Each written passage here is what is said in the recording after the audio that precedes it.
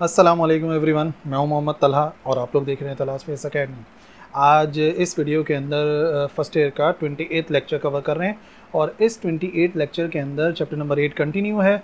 और आज के इस लेक्चर के अंदर एक बहुत ही इंपॉर्टेंट टॉपिक कवर करने वाले हैं और वो है सोनोमीटर एंड इट्स।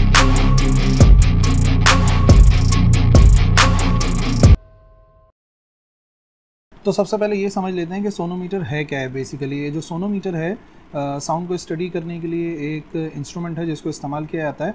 सबसे पहले एक वुडन बॉक्स होता है जो कि यहाँ पर नज़र आ रहा है, जिसे कहते हैं सोनोमीटर बॉक्स। ठीक है, सोनोमीटर बॉक्स को रखा जाता है एक टेबल के ऊपर।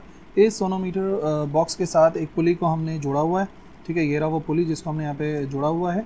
ठीक है, और यहाँ पर जो है वो एक फिक्स्ड पॉइंट होता है जहाँ से हम एक वायर को बांध देते हैं। ठीक है, और फिर वो वायर यहाँ से पुली पर से गुजरता हुआ जाता है और जो उसका दूसरा एंड है इसे मोनोकॉर्ड भी कहते हैं। ठीक है, क्योंकि एक ही वायर होता है। और फिर क्या करते हैं कि इसके दूसरे सिरे से जो है वो हम एक वेट को जोड़ देते हैं, जैसे हमने यहाँ पे लोड से शो करा है। यानी कि जितना हम यहाँ पर वेट्स को ऐड करते रहेंगे उतना इस वायर के ऊपर टेंशन जो है वो इंक्रीज़ होती रहेगी। यानी कि यहाँ पर इस लोड का काम यही है कि टेंशन को इंक्रीज़ करना। अच्छा, उसके बाद क्या करते हैं, उसके बाद यहाँ पर दो वुडन ब्रिजेज़ होते हैं। ठीक है, मूवेबल ब्रिजेज़ हैं जिनको अपनी मर्ज़ी से हम फॉरवर्ड या बैकवर्ड मूव करवा सकते हैं। यानी कि हम इनको करीब लेकर आ सकते हैं और हम इनको दूर ले जा सकते हैं। ठीक है, जब भी हम इनको करीब लेके जाएंगे, दूर लेके जाएंगे तो उससे डिफरेंस आएगा और वो डिफरेंस आएगा बनने वाली वेव की लेंथ का। जो वेव लेंथ है वो थोड़ी सी चेंज हो जाएगी। ठीक है, तो फिर हम क्या करते हैं, देखो हमने फॉर एग्जांपल इसको इस पॉइंट पर एडजस्ट कर दिया। ठीक है, इस पॉइंट पर एडजस्ट करने के बाद और जो भी हमने लोड किया हुआ उसको हम फिक्स कर रहे हैं। अब हम क्या करते हैं, हम इंट्रोड्यूस कराते हैं एक ट्यूनिंग फॉर्क को। इस ट्यूनिंग फॉर्क को वाइब्रेट कराया जाता है। ये ट्यूनिंग फॉर्क वाइब्रेट होती है और हम क्या करते हैं, इसकी वाइब्रेशन को स्टडी करते हैं। वाइब्रेशन को स्टडी करने के लिए क्या करते हैं, यहाँ पर हम एक पेपर राइडर को रख देते हैं। ठीक है, एक पेपर का छोटा सा टुकड़ा होता है जिसको यहाँ पर रखा जाता है। यहाँ पर हम वायर के इर्द गिर्द इस तरीके से घुमा के रख देते हैं और फिर क्या करते हैं, इस ट्यूनिंग फॉर्क की वाइब्रेशन को इस वायर के करीब लेकर आते हैं। अच्छा, ये वायर जो है फिर वाइब्रेट होता है और जब ये वायर वाइब्रेट होता है तो यहाँ पर एक स्टेशनरी वेव फॉर्म होती है।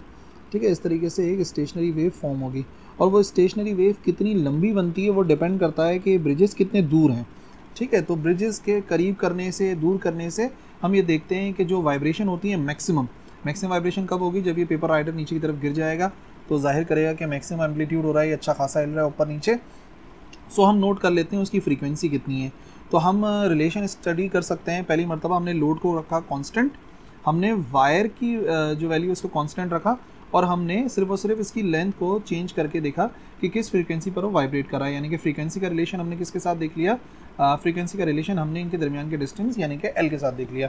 फिर हम क्या कर सकते हैं, हम इस एल को कांस्टेंट रख सकते हैं। ठीक है, इस एल को हम कांस्टेंट रखेंगे और सिर्फ हम क्या चीज़ चेक करेंगे, हम यहाँ पर चेंज करते रहेंगे अप्लाई होने वाली टेंशन। यानी कि हम यहाँ पर वेट ऐड कर सकते हैं।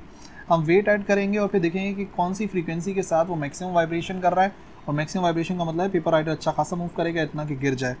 एक मरतबा हमने वायर को सेम रखा, टेंशन को सेम रखा और हमने लेंथ को चेंज करा। ठीक है, और हमने स्टडी करा कि उसका क्या क्या रिलेशन नज़र आ रहा है फ्रीक्वेंसी के साथ। फिर हमने क्या करा, फिर हमने लेंथ को सेम रखा, वायर को सेम रखा और हमने चेंज करके देखा टेंशन को कि टेंशन के साथ फ्रीक्वेंसी का क्या रिलेशन नज़र आ रहा है। और आखिर में हम स्टडी कर लेते हैं इस वायर को चेंज करके। अच्छा, वायर को हम क्या चेंज करेंगे, वायर मोटा हो सकता है, वायर पतला हो सकता है, जिसको हम आगे फर्दर समझाएंगे कि उसका क्या रिलेशन है। लेकिन हम इस वायर को भी चेंज कर सकते हैं और जब वायर को चेंज करेंगे तो ना वेट चेंज होगा, ना ही दोनों ब्रिजेस के दरमियान का फासला चेंज होगा। तो इस तरीके से सोनोमीटर में हम स्टेशनरी वेव्स को बनाते हैं और बनाकर उनको स्टडी भी करते हैं कि वो किस तरीके से किन फैक्टर्स पर डिपेंड कर रहे हैं। सो लॉस को समझ लेते हैं। सबसे पहले कंसिडर कर लेते हैं L be the distance between the bridges at this position. ठीक है, ये जो है दोनों ब्रिजेस के दरमियान का जो डिस्टेंस है उसको हम शो कर रहे हैं एल से। ठीक है, and mu be the mass per unit length. जो लीनियर डेंसिटी है वायर की उसको हमने शो किया है यहाँ पर म्यू से, मास पर यूनिट लेंथ। और then the fundamental frequency of the tuning fork will be, जो ट्यूनिंग फॉर्क की फंडामेंटल फ्रीक्वेंसी है उसको इस फॉर्मूले से फाइंड किया जा सकता है, F = 1/2L √T upon mu. अब यहाँ पे देखो जो कुछ लिखा हुआ नज़र आ रहा है ना, उसमें क्या क्या चीज़ मौजूद है। ये L शो कर रहा है लेंथ को, लेंथ जो कि डिस्टेंस है बिटवीन द ब्रिजेस। जो ब्रिजेस हैं जहाँ पर स्टेशनरी वेव बन रही थी उनके दरमियान का डिस्टेंस है उसको शो कर रहे हैं L से। अच्छा, हमने यहाँ पर कितनी टेंशन, कितना वेट हैंग करा है, तो देखो जितना वेट हम हैंग करेंगे उतना ही अपवर्ड डायरेक्शन के अंदर अप्लाई हो रहा होगा टेंशन। ठीक है, तो जो भी वेट होगा वो टेंशन के बराबर होगा, उस पर डिपेंड कर रहा है, और डिपेंड कर रहा है म्यू पर। म्यू यानी कि मास पर यूनिट लेंथ पर डिपेंड कर रहा है। Let's say this R equation number 1। अच्छा, ये जो टी अपॉन म्यू लिखा हुआ है ये स्पीड ऑफ ट्रांसवर्स वेव है, जो कि इस वायर के अंदर ट्रांसवर्स वेव बन रही होगी, उसकी स्पीड पर डिपेंड कर रहा है। और L is the half of the wavelength, L जो है वो हाफ ऑफ द वेवलेंथ है। ठीक है, तो यहाँ पे देख लो ना, एक लूप बनेगा। स्टेशनरी वेव वाले लेक्चर मैंने समझाया, ये बन रहा है एक लूप। एक लूप का मतलब कितना लैम्डा बनता है? एक लूप का मतलब होता है हाफ लैम्डा, यानी कि जो लेंथ है वो किसके बराबर है? लेंथ बराबर है half of wavelength. Half of wavelength का मतलब हो गया कितना? ये हो गया लैम्डा अपॉन 2।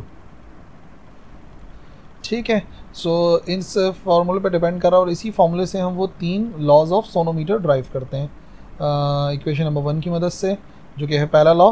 पहला लॉ है frequency produced in stretched string is inversely proportional to its length. ठीक है, जितनी ज़्यादा हम लेंथ बढ़ाएंगे, यानी कि ब्रिजेस को अवे मूव कराएंगे, जितना हम ब्रिजेस को अवे मूव कराएंगे उतना जो यहाँ पर स्टेशनरी वेव बनेगी, ठीक है, उसकी फ्रीक्वेंसी क्या होगी? उसकी फ्रीक्वेंसी हो जाएगी कम। यानी कि अगर हम लेंथ को इंक्रीज़ करेंगे तो फ्रीक्वेंसी कम होगी, यानी कि जो रेजोनेंस होगा, ये जो पेपर राइडर है वो गिरेगा किस पर? कम वाली फ्रीक्वेंसी के ऊपर। और जितना हम इनके दरमियान का डिस्टेंस कम करेंगे उतना जो फ्रीक्वेंसी है वो बढ़ जाएगी, जो फंडामेंटल फ्रीक्वेंसी है जिसके ऊपर ये पेपर राइडर गिरेगा। यानी कि पहला जो रिलेशन यहाँ से ऊपर इक्वेशन नंबर 1 से पता चल रहा है कि एल और एफ का रिलेशन कैसा है, वो है इन्वर्सली प्रोपोर्शनल। अगर टेंशन को कांस्टेंट रखा जाए, यानी कि वेट मास को कांस्टेंट रखा जाए, और वायर को कांस्टेंट रखा जाए, जिसकी यहाँ पे लीनियर डेंसिटी लिखी हुई है। सेकंड लॉ उसी फॉर्मूले से ड्राइव होता है कि यही जो फ्रीक्वेंसी है डायरेक्टली डिपेंड करती है स्क्वायर रूट ऑफ टेंशन पर। ठीक है, जितना हम टेंशन को इंक्रीज़ करेंगे, जितना हम वेट को बढ़ाएंगे उतना ही हम टेंशन को बढ़ाएंगे, और जितना हम टेंशन को बढ़ाएंगे, और फिलहाल हम ना लेंथ को चेंज नहीं कर रहे, हम ये जो लेंथ है इसको हमने कांस्टेंट रखा हुआ है यहाँ से लेके यहाँ तक का, तो फ्रीक्वेंसी जो है वो इंक्रीज़ होगी।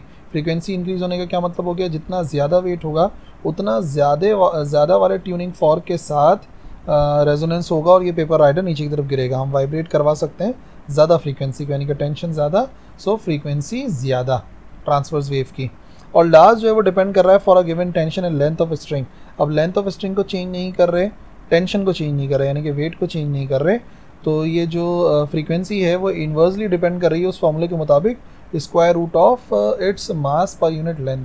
यानी कि मास पर यूनिट लेंथ जितना ज़्यादा होगा उतनी फ्रीक्वेंसी कम होगी, यानी कि जो स्ट्रिंग वाइब्रेट करेगी वो कम फ्रीक्वेंसी के साथ करेगी। देखो मैं एक मिसाल देता हूँ, स्ट्रिंग जितनी ज़्यादा भारी होगी, यानी कि उसका मास पर यूनिट लेंथ ज़्यादा होगा, उतना वो कम फ्रीक्वेंसी के साथ वाइब्रेट कर सकता है। और जो स्ट्रिंग, जो वायर जितना पतला होगा वो उतना ज़्यादा फ्रीक्वेंसी के साथ वाइब्रेट कर पाएगा। तो ये तो हमारी ऑब्जर्वेशन है भी, और यही तीनों लॉज हम इजीली वेरीफाई कर सकते हैं with the help of sonometer. That's it. I hope समझ में आ गया होगा, आसान है, ज़्यादा मुश्किल नहीं है। तो बस ये है कि पेपर में इससे रिलेटेड न्यूमेरिकल्स हो सकते हैं, इससे रिलेटेड रीजंस हो सकते हैं। सो आपने सोनोमीटर का पूरा जो स्ट्रक्चर है उसको जहन में रखना है, और फिर इसके लॉज जहन में रखने हैं। और अगर कोई भी कन्फ्यूजन है तो बिल्कुल लिखो कमेंट सेक्शन में, मैं रिप्लाई करूँगा। इस लेक्चर के लिए इतना ही है, अगले लेक्चर में मिलेंगे। अल्लाह हाफ़िज़।